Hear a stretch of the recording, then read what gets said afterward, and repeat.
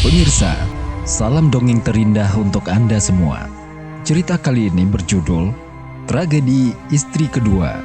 Tangisan istri pertama sesal setelah bercerai. Flash disk terpasang, data pun hilang. Saudara, pilih saja judul yang cocok buat Anda. Di suatu negeri hiduplah seorang pria bernama Ramin. Dia mempunyai seorang istri bernama Zani. Zani adalah seorang wanita penyabar, berparas elok, dan berbudi pekerti indah. Namun ujian bisa saja datang dalam wujud apapun. Wanita itu diuji dengan suaminya. Akibat rayuan maut seorang wanita, Ramin tega meninggalkan Zani.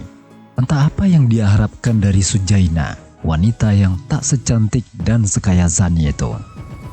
Bahligai kasih sayang yang dibangun di atas kesetiaan, kini ambruklah sudah. Zani hanya bisa berkata, "Pergilah dan temukan tambatan hatimu.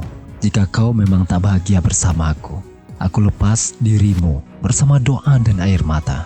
Bukan perpisahan yang memaksa air mata ini mengalir, namun penyesalan karena tak mampu membuatmu bahagia." Berawal dari nazrotun, baptisamun, fasalamun, fakalamun, famu'idun, faliqa'un.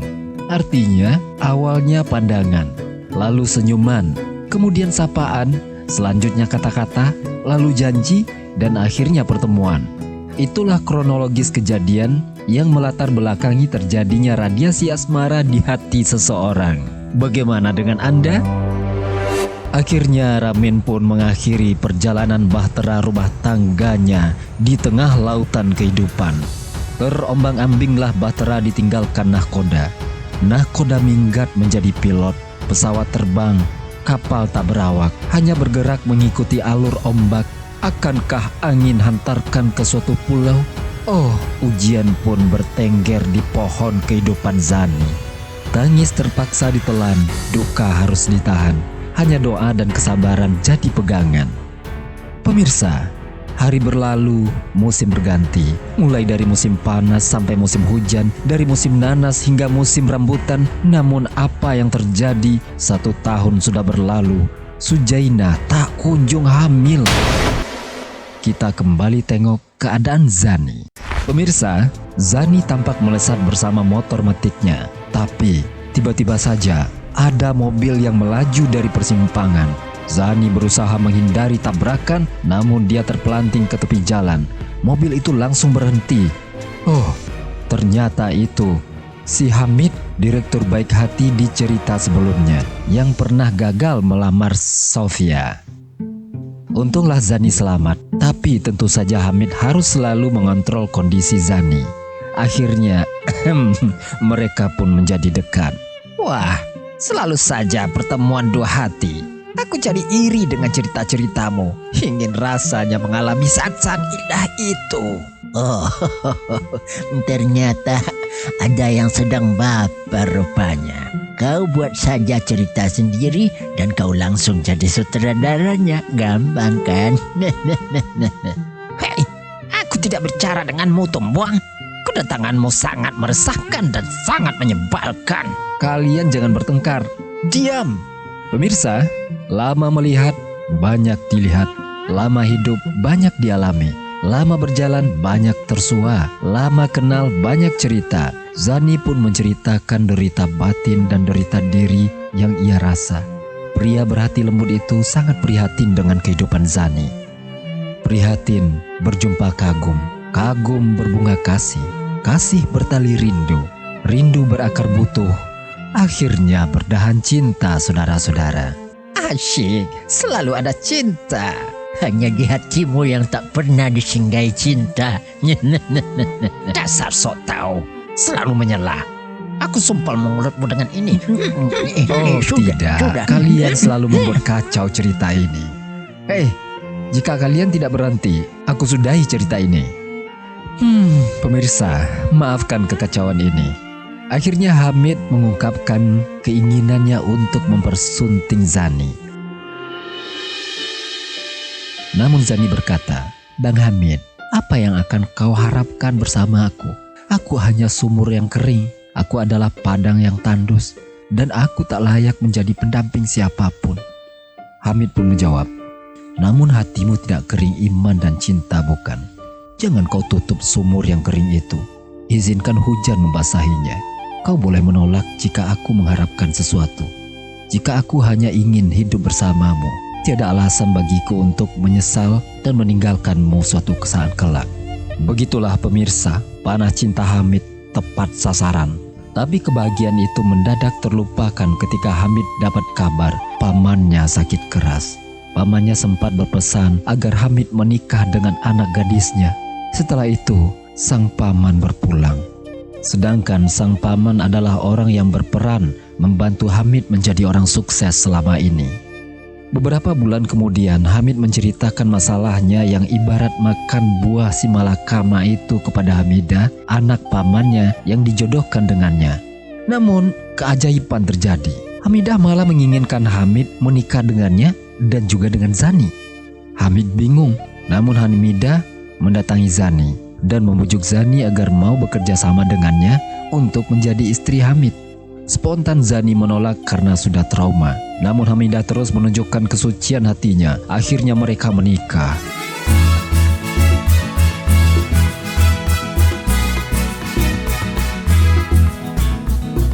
Hamid yang dulu pernah gagal dalam cinta, ternyata kegagalan itu membawa laba dan keuntungan besar, saudara-saudara. Hilang satu, berganti dua. Dia dikaruniai dua orang jodoh berhati mulia, satu gadis, satu janda.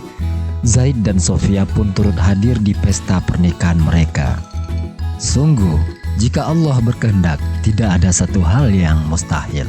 Beberapa bulan kemudian, Hamidah dan Zani sama-sama hamil.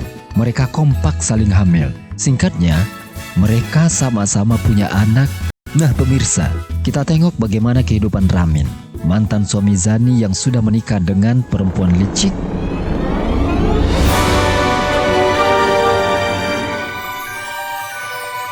Rumahnya sih bagus, tapi isinya berantakan. Sesekali tampak piring dan kursi melayang keluar, diiringi dengan suara ribut. Rumah tangganya kacau sampai saat ini. Sedangkan Ramin sudah jatuh bangkrut. Sementara istrinya senang berpoya-poya. Suatu hari, Ramin mengamuk. Kenapa dia mengamuk? Karena ketahuan istrinya berselingkuh. Tapi Ramin malah diusir. Aduh Ramin. Istri yang baik ditinggalkan, istri baru malah berulah. Ibarat mengharap hujan di langit, air di tempayan dituangkan. Ibarat menampak lahan yang luas, lahan nan sejuk dicampakkan.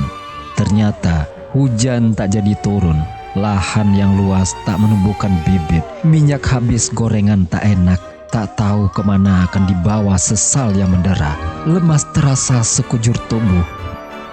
Ibarat burung yang patah sayap, sarangnya hilang, pohon tinggi menjulang. Hei, burung siapa yang patah sayap? Apa kau tidak mendengar? Itu ibarat yang masuk ke kupingmu cuma burung saja. Kau bilang apa? Tidak ada burung yang masuk ke kupingku, tolol. Kau ini terlalu polos dalam memahami ungkapan. Kau yang tidak pandai menyusun kalimat. Aku bisa kok menyusun kalimat. Oh iya, coba susun satu kalimat dengan jelas. Dengar baik-baik. Ini kalimatnya. Saya menyusun kalimat dengan jelas. Nah, bukankah itu merupakan sebuah kalimat? Kau hanya mengulangi kata-kataku saja. Tapi itu kan kalimat. Enak saja. Stop. Sudah. Kenapa kalian tak bisa akur, ha? Pemirsa, kita lanjutkan. Ramin ingin pulang ke rumah orang tuanya, tapi ada rasa malu. Di tengah jalan, dia mendengar suara azan.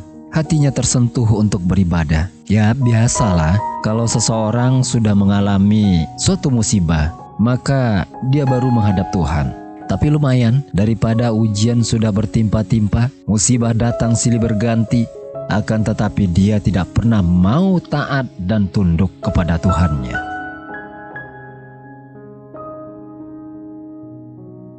Setelah beribadah, dia pun menangis menyadari segala kesalahannya.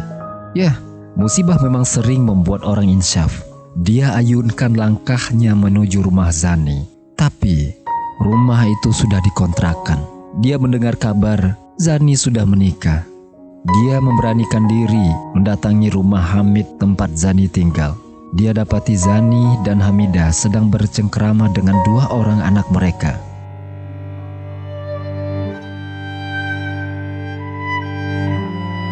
Betapa linglung tubuhnya melihat mantan istrinya yang sudah punya anak bersama suaminya yang baru. Namun Ramin masih memberanikan diri untuk meminta maaf dengan kata-kata yang iba. Hamid mendengar pengakuan Ramin. Bukannya marah, tapi malah kasihan. Dia menawarkan pekerjaan sebagai tukang jaga malam di perusahaannya. Ramin pun menangis haru menyesali semua kekhilafannya di masa lalu.